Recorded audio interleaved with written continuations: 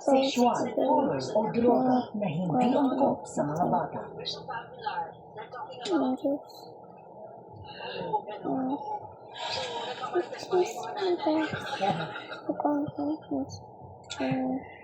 Kung iisipin nyo, if it wasn't for Edong, hindi natin malalaman yung mga tinatago natin sa isa't Happy isa. April Fools!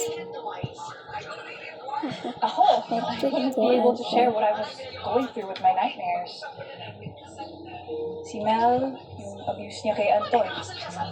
Ikaw, Beth, yung guilt mo.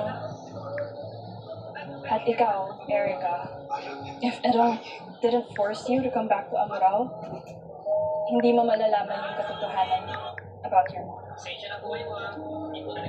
Siguro nga hindi na natin April malalaman Fools, kung guys! siya.